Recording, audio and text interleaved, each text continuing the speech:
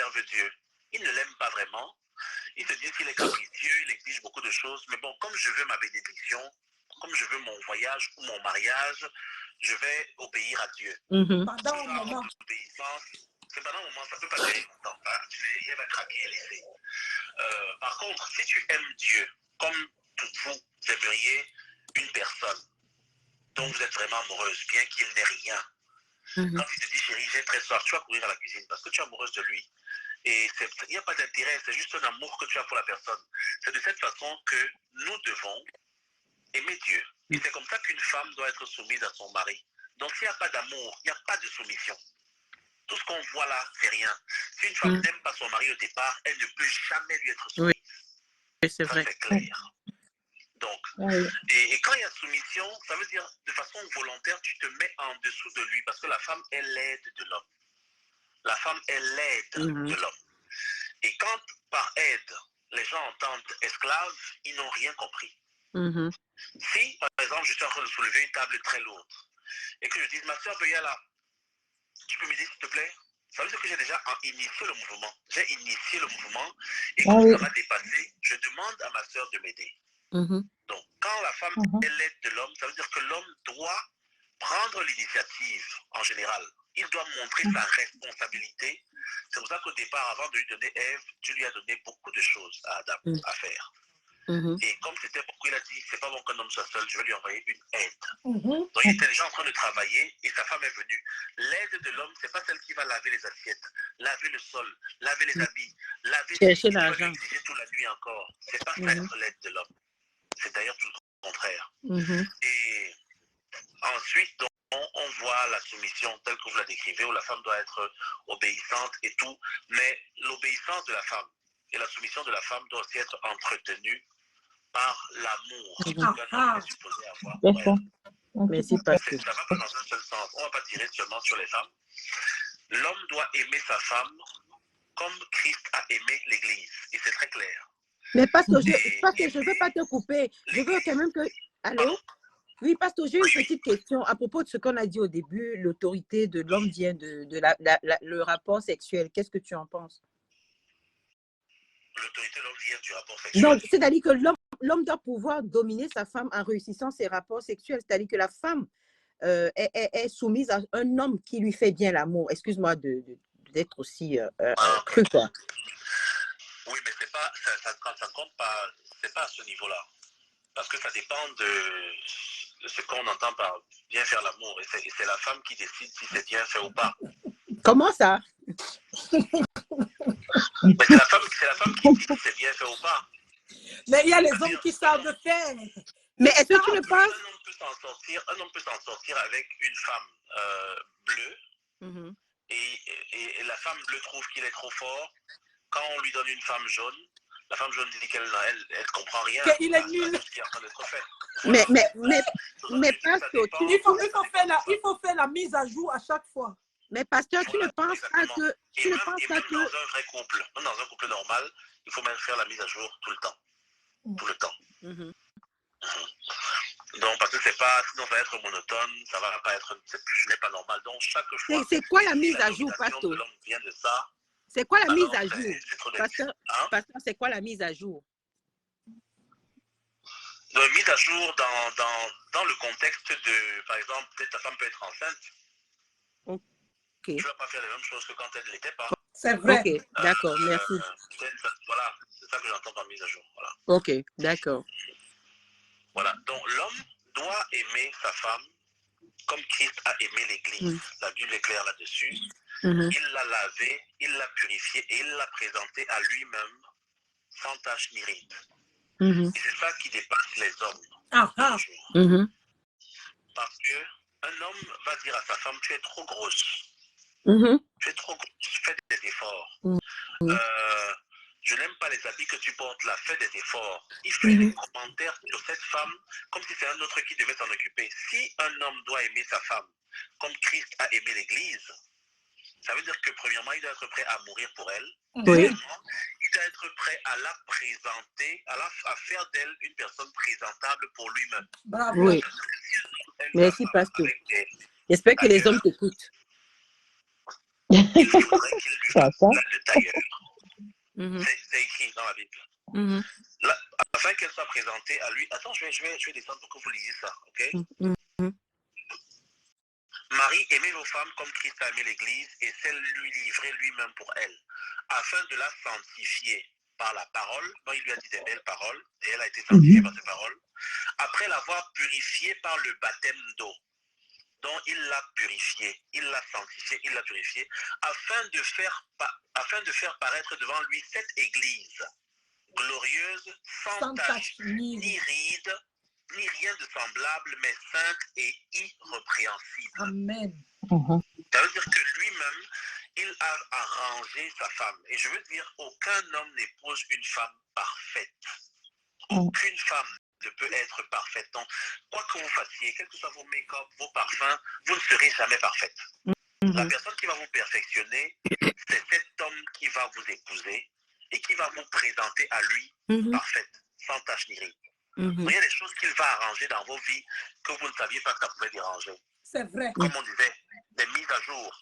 Donc, un homme qui se plaint de sa femme auprès d'autres hommes est en train d'envoyer sa femme dans les bras de ces hommes-là pour qu'elle soit arrangée par eux.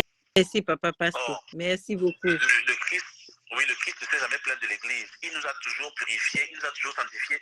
Il faut que l'homme soit cette personne pour sa femme. Quand une femme reçoit des compliments, quand une femme reçoit un paquet de chewing-gum, un bon parfum, une belle robe, elle sait elle-même que, ok, peut-être que ça lui plaît quand je porte cette robe, peut-être que ça lui plaît quand je marche un chewing-gum, peut-être que ça lui plaît. Et là, il t'arrange. Et quand tu te présentes à lui, il est heureux. Donc, vous revenez dans le cas de la reine Esther que vous avez cité tout à l'heure.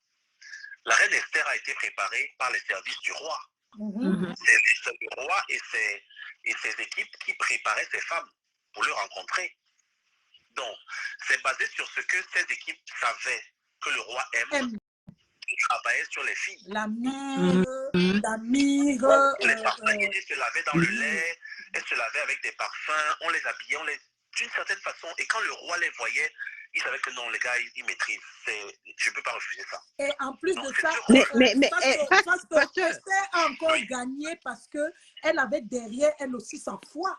Le fait de prier, d'avoir fait le jeûne. Donc, au-delà de l'attraction physique, il y avait aussi l'attraction spirituelle. Dieu a intervenu aussi puissamment dans cette histoire. Pasteur, parce qu'aujourd'hui, chez les chrétiens, quand une femme prend soin d'elle et qu'elle est vraiment un peu portée sur sa séduction, on a l'impression, parce que beaucoup disent que c'est Jézabel, l'esprit de séduction.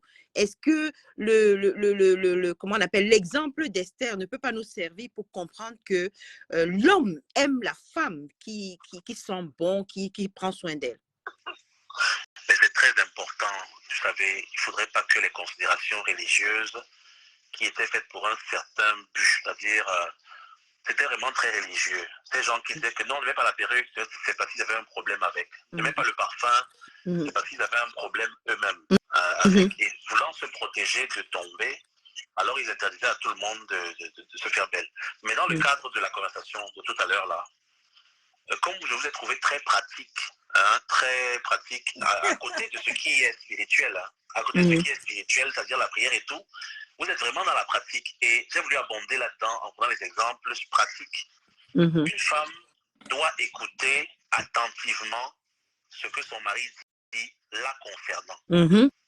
Parce que quand ton mari va te dire que chérie, on peut aller marcher ensemble, et que tu dis non, je suis fatigué, tu veux qu'il te dise comment qu'il veut te voir un peu plus mince. Oui. Tu vois. Chérie, tu veux un chewing-gum? Non, je n'aime pas les choses là. Tu veux qu'ils te disent comment que tu as une mauvaise haleine? Tu veux qu'ils te disent ça comme ça?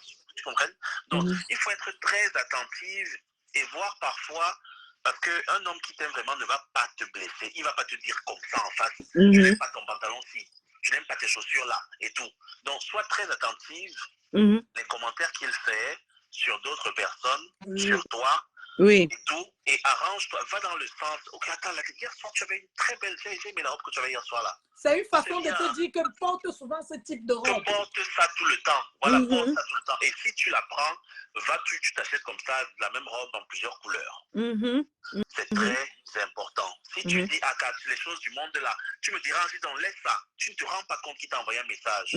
Et quand il va te le dire en face, ce sera déjà trop tard. Il va te le dire pour te blesser. Oui, mais pasteur, là, tu es en train de parler de la communication dans un couple parce que les hommes aussi ne sont pas souvent attentifs aux signaux qu'on leur envoie. Hein. Bien sûr, ça va dans tous les sens. Ça va dans ce sens aussi. Mais comme on était concentré sur la femme, tu vois,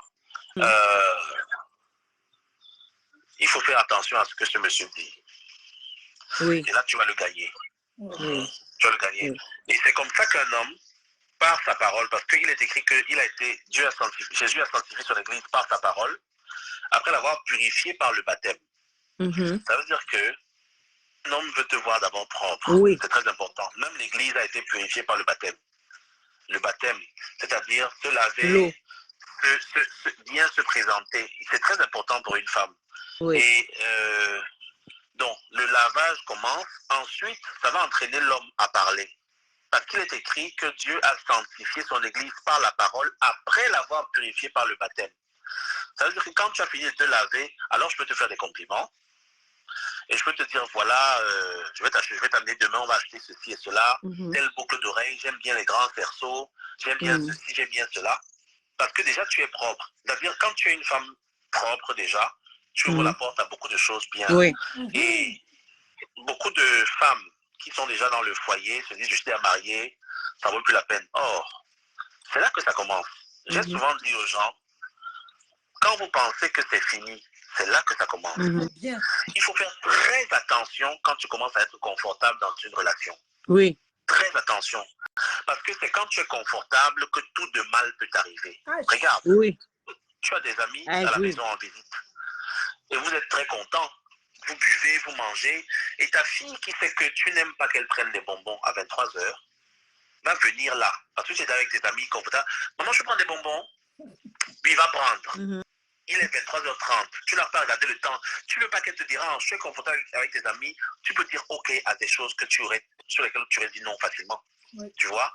Ou bien, pour les garçons, tu es avec ta petite amie, vous êtes à l'aise et tout, un gars qui te demande une bière depuis une semaine, tu as dit non, il t'amène. Ouais, Sarah, la bière, là, je fais comment? Tu ne peux pas dire non, parce que tu es dans un système où, et c'est comme ça que le diable fait. Quand tu es confortable... Pasteur, mon fils, je ne te coupe pas. Mon fils m'a dit une chose, maman, je ne crois pas à deux. Quand tu me dis des choses dans deux situations. Un, quand tu es très fâché. Deux, quand tu es trop contente. Il me dit les deux extrêmes là, parfois tu ne respectes pas. Parce que tu me fais souvent beaucoup de promesses dans la joie. Je sais que tu ne vas pas respecter. Dans la colère, tu dis souvent les choses, je ne crois pas. Il me dit le seul moment où je t'écoute, maman, c'est quand tu es normal. Parce qu'il a aussi étudié sa maman. Oui, pour ce que tu as dit tout à l'heure, hein, c'est-à-dire par rapport au confort de la femme qui doit faire des efforts. Moi, je vais dire qu'il ne faut pas prendre son conjoint pour acquis dans les deux cas. Parce que quand tu prends ton conjoint pour acquis ou ta conjointe, oh, je l'ai déjà, elle est là, c'est là où tu deviens négligent et c'est là où la femme peut t'échapper ou ton homme peut t'échapper. Je ne sais pas si j'ai raison ou tort. C'est ça que je voulais dire exactement. Voilà. C'est ça que je voulais dire. Parce que voilà, la dame, elle est à l'aise, elle est à la maison, le cabas du deuil de sa grand-mère. Elle va le porter hier soir, elle va le porter demain, elle va le porter aujourd'hui, elle va le porter. Et puis, il y a ce truc qu'elle attache souvent sur la tête, là, la nuit. Le filet. Le filet. Le filet, là. Parce que comme c'est toi, quand les amis arrivent, quand les invités arrivent, elle se met bien, elle sent bon. Il y a d'autres femmes mais quand tu es à la maison seule, elle pose ça. Tu te dis, mais qu'est-ce que je t'ai fait? Oui. Ça, tu vois? Et là, tu es tellement confortable que je ne veux pas ça. Je ne veux pas m'attaquer au pain du deuil de ta grand-mère. C'est pas un problème. Il y a des hommes qui se sont plaints, ils ont dit que j'ai souvent envie de toucher ma femme avec sa perruque. Lorsqu'elle est dehors, je la vois belle et tout. Mais dès qu'elle arrive à la maison, je veux le toucher, mais c'est dans la penderie. Et je ne vois que les mains. Mais vous ne vous rendez pas compte de ça, chère sœur. Mais en réalité, vous vous faites souvent belle pour les autres. Oui. Et pour votre mari à la maison, vous vous mettez aussi laide que possible. Donc, s'il n'y a pas un autre niveau de laideur, c'est-à-dire vous arrivez au plus bas et vous vous démaquillez, vous enlevez la perruque, vous mettez de côté, vous mettez le vieux t-shirt, vous marchez avec les babouches qui font le bruit là. Vous montez au mari la tête sans perruque. Vous écartez les pieds, vous mettez le cabas entre les pieds, vous vous mettez à gronder les enfants. Mais j'ai un ami qui m'a dit qu'il ne désire plus sa femme. ne désire plus. Oui, C'est-à-dire, le oui. désir est totalement mort. Et ça, c'est un problème. C'est pour ça, pasteur, moi j'étais en train de parler de l'éducation, parce que tout à l'heure, Solange et moi, on s'est accordé que les hommes d'un certain âge, excuse-moi du thème, en fait, j'ai du mal à parler de ça devant un pasteur, mais je sais quand même que le pasteur Samuel est ouvert, et c'est pour ça que je l'aime beaucoup. Mais je voulais dire que c'est ces hommes qui réussissent à satisfaire les femmes, parce qu'ils ont une certaine maturité. Ils connaissent. Alors que les jeunes là, ils n'ont pas cette maturité. Est-ce que c'est vrai ce que nous étions en train de dire, que les jeunes souvent n'ont pas cette maturité parce qu'il n'y a pas faute du manque d'éducation, et parce que le sexe est un sujet tabou. Est-ce qu'il n'y a pas lieu de revoir l'éducation sexuelle, même à l'église, même, je ne sais pas, revoir ça? Qu'est-ce que tu en penses? Je crois qu'il est important. C'est pour ça que les conversations avant le mariage avec un pasteur normal sont nécessaires. On investit souvent beaucoup de temps sur les préparatifs de la fête et très peu de temps sur les préparatifs du mariage en tant que tel. Ouais. Et bon, on donne beaucoup de conseils aux femmes en général, que ton mari, il faut faire ceci, il faut te laver. Pour les garçons, bon, ça va, hein, ça va aller. Mais il faudrait qu'on parle aussi de ce genre de sujet. La Bible parle de ce genre de sujets. Il y a des livres carrément de poèmes où il y a des descriptions. Voilà, Cantique des Cantiques. Voilà, dans le livre de Cantique des Cantiques, c'est la description très poétique de ce genre de situation. Voilà. Et si on pense qu'on ne peut pas en parler à l'église,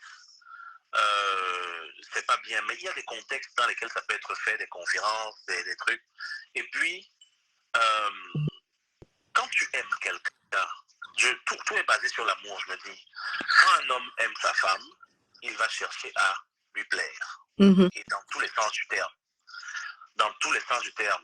Et c'est là qu'il ne va pas penser à lui-même, il va penser à l'autre plus. Quand vous êtes dans une situation entre un mari et sa femme, la femme a pour but, pour ambition première de plaire à son mari. Le mari a pour ambition première de plaire à sa femme. Et ça fait en sorte que ça marche bien.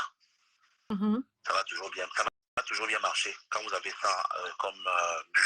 Mais si le monsieur a pour but de réveiller sa femme à 4 heures du matin, parce que voilà, c'est le temps pour lui de s'amuser et de dormir, alors il n'est pas en train de vouloir, il n'est pas en train d'apporter à sa femme, il est en train de prendre quelque chose d'elle.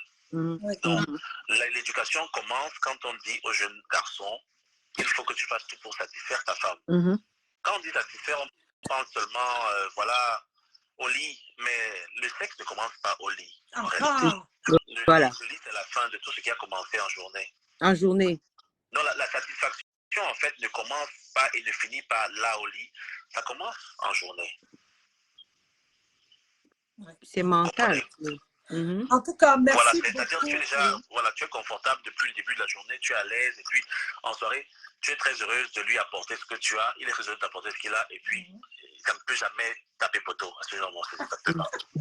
En tout cas, merci beaucoup, pasteur Christian Tondier, d'être venu. Bon, allez follow le pasteur. Moi, je l'écoute tout le temps. Je suis dans ses directs et j'aime beaucoup. Je suis bénie à chaque fois.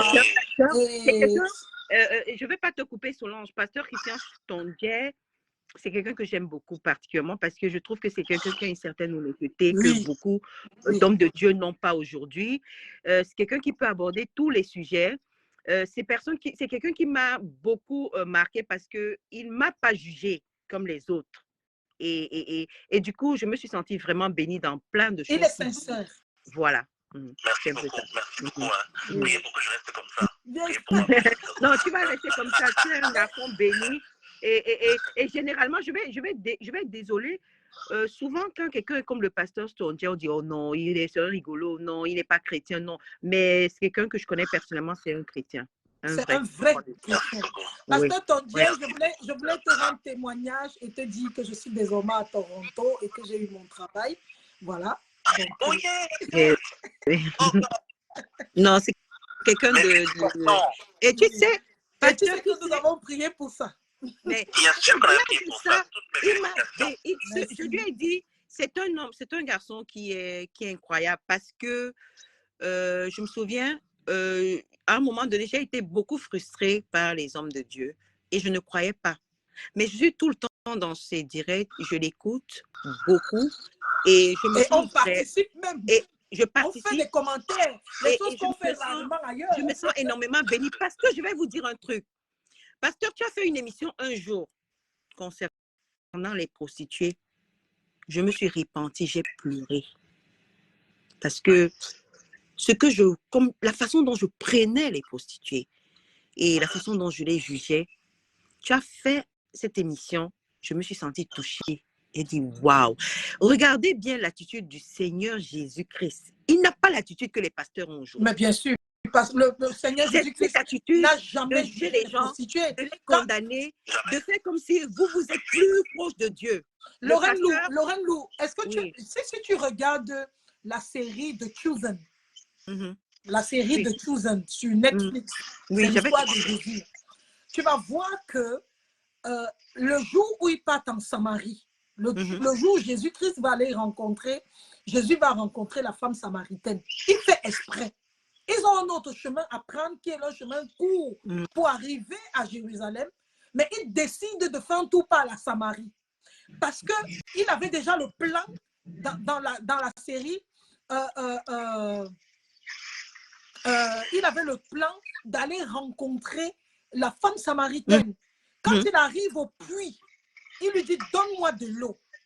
Elle est d'abord dépassée parce que c'est avant qu'il n'arrive, on voit les problèmes de la femme samaritaine qui a quitté son mari, qui vit avec un autre homme et qu'elle veut, elle veut et tout. Et personne ne lui parle. Même au marché, on ne lui dit pas bonjour. Tout le monde là. Et quand il lui dit, donne-moi de l'eau, mais pourquoi tu me parles? Personne ne me parle. Il dit, je sais. Va me chercher ton mari. Elle lui dit, je n'ai pas de mari. Je n'ai pas de mari. Il dit, je sais que tu n'as pas de mari. L'homme même avec lequel tu vis n'est pas ton mari. Et il va tellement l'aimer que c'est elle qui quitte pour aller apporter la nouvelle. Écoute un peu. Je vais vous laisser continuer. Okay. Merci. Je vais finir par ceci. Le problème de la femme prostituée, est-ce que vous savez que le Seigneur Jésus-Christ lui-même est descendant de Rahab. Dans sa lignée, il y a une prostituée. Oui, Rahab la prostituée, monsieur.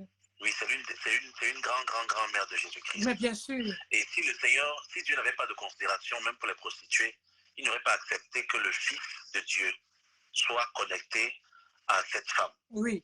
C'est pour ça qu'il a dit, les prostituées vous dévanceront dans le royaume des cieux. Voilà. Donc, au lieu de juger les femmes prostituées, il faut les aimer. Il faut leur dire combien le Seigneur les aime et les ramener de ce côté-ci, au lieu de les pousser de l'autre côté. Amen. Bonne soirée à vous. Je vous aime très Merci, fort. pasteur. Merci. Amen. Merci beaucoup, mon frère. Bonne soirée à toi également. Sois béni. Oui. Je disais, Solange Béala, que il y a des gens, il y a des hommes de Dieu qui ne supporteraient même pas avoir une conversation avec des jeunes.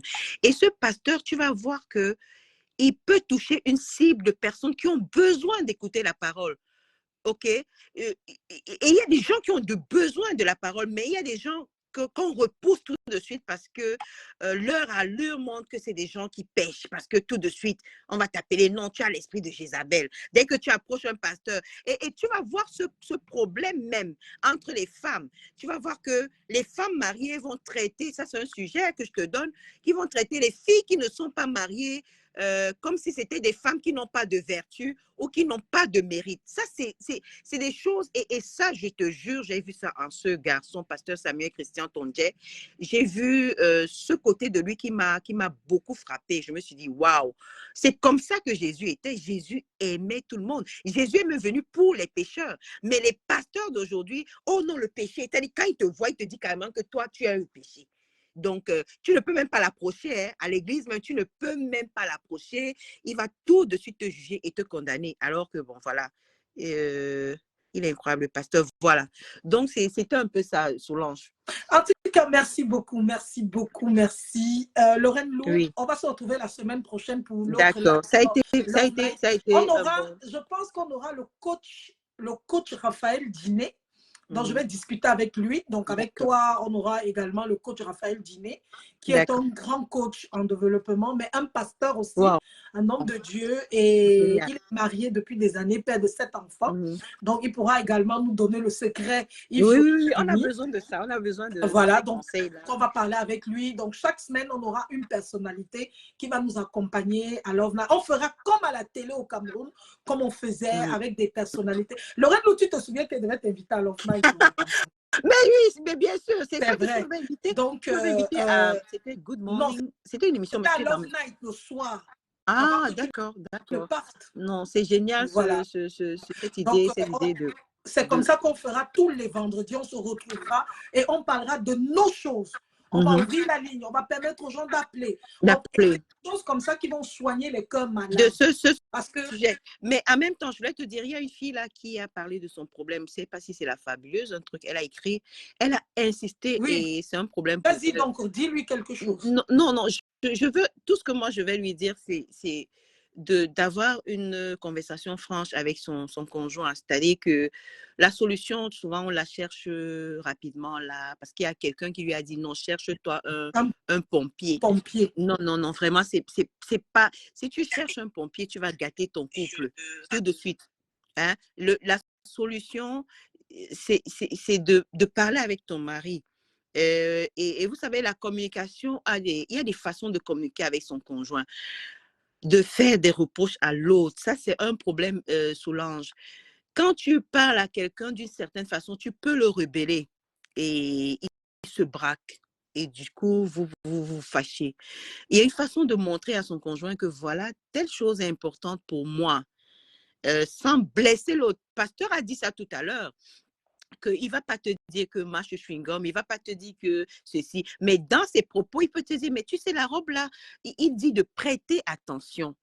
Ça veut dire quand même, il faut une délicatesse quand on veut, même à son enfant à la maison, selon tu as des enfants, tu sais très bien que la façon de parler à un enfant peut le fâcher, le rebeller, et il ne comprend rien à ce que tu dis, ou alors il reste braqué. C'est la même chose avec le conjoint. Il y a le moment qu'il faut choisir pour parler à son conjoint. Est-ce que c'est quand il rentre du travail, il est fatigué? Est-ce que c'est quand il fait... Non. Est-ce que c'est pas ce moment où vous êtes en complicité, où vous vous parlez franchement? Parce qu'il faut créer ces moments-là et lui dire que chérie, voilà quelque chose qui me tient à cœur. Je pense que le message va mieux passer. C'est pour ça qu'il faut communiquer avec votre mari. Il faut vous-même vous connaître. Si tu aimes que ton mari, comme moi je suis sensible au téton, donc tu lui dis, chérie, moi j'aime ça, ok? J'aime quand tu me prends comme ça et tout et tout. Tu insistes et puis tu peux le guider aussi. C'est-à-dire qu'il n'a pas à faire des choses tout seul. Tu peux le guider, tu peux l'amener, tu peux l'éduquer pour qu'il comprenne réellement que voilà ce qui est bon pour toi. Et tu travailles là-dessus, tu communiques et je pense qu'il y aura des résultats. Moi, c'est mon conseil. Maintenant, si ça va vraiment au point où ça ne va pas, c'est là où peut-être tu peux chercher un conseiller ou, je ne sais pas, voir un spécialiste qui peut voir. Mais il faut travailler là-dessus. C'est vrai qu'il y a des hommes qui sont un peu aussi bizarres, c'est-à-dire ils n'écoutent pas, ils ne s'arrêtent pas, mais tu connais ton mari, si tu es en mariage avec lui depuis, tu connais son point faible, tu connais comment attirer son attention sur un problème. Donc, vas-y, écoute-toi, dis à ton mari que voilà ce que j'aime. Et puis, voilà, vous pouvez regarder des choses ensemble, vous pouvez lire des choses ensemble, mais il va comprendre que c'est important pour toi, pour ton épanouissement sexuel. Voilà. Oui. Il est là. Fabuleuse demande. Nadine Diomo, bonsoir ma chérie, bonsoir. Non, tu as suivi le gars, la fille dit que son mari est là. Elle dit, Solange, il est là. Tu me conseilles de faire quoi? Je crois que monsieur, mais le mari de la fabuleuse, on a dit au monsieur, faites attention. Tu peux lui dire peut-être, allez, vous avez des baignoires la plupart du temps dans les appartements, dans vos appartements de Mbeng là-bas. Ma chérie, mets l'eau dans la baignoire. Solange, oui. Il faut dire aux hommes que les femmes ne prennent pas le plaisir comme eux. Tu sais, voilà, on lui donne les astuces maintenant là. Mettre la baignoire. Tu as du sel, non? le sel de bain, tu verses dans la baignoire avec un peu de gel, le gel moussant, tout. Tu verses dans la baignoire, appelle ton chéri là-bas, prenez votre bain ensemble. Et causer. Mets un peu de champagne ou de vin mousseux, je ne sais pas trop combien de bouteilles de vin. Une bouteille de vin, tu ouvres, tu mets là et tout. C'est des choses que tu devais même préparer avant qu'il n'arrive. Ou alors, pendant qu'il est en train de prendre, je ne sais pas trop, fais ça. Et puis, pendant que vous êtes là, prends les initiatives. Quand tu prends l'initiative, tu vas voir comment lui-même, il va rentrer dans l'initiative. Prends l'initiative, ça va l'amener à entrer aussi dans l'initiative comme toi. Et c'est comme ça que tu vas le rendre. Maman, crée les vibrations. Mais moi, j'ai envie de dire même que Solange, il y a une atmosphère pour faire l'amour. Il y a une atmosphère de détente. Ça peut passer par les massages. Ma copine, bindi vin comme ça, là, bindi vin, bindi champagne, des trucs comme ça. Monsieur est là. Il faut dire au monsieur, nous sommes les femmes.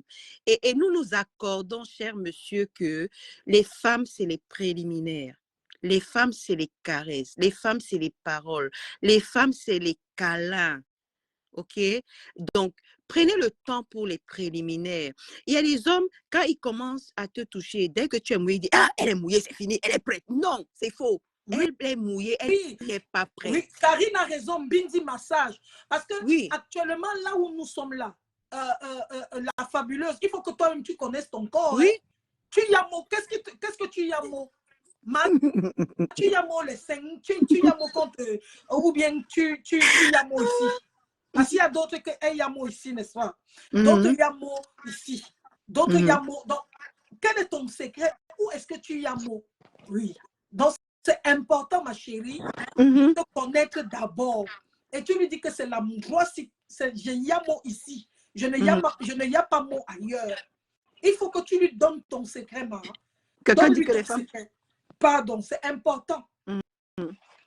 C'est important de lui donner ton secret. Et tu vas voir que tu vas réussir. Allô, vous m'entendez? Oui.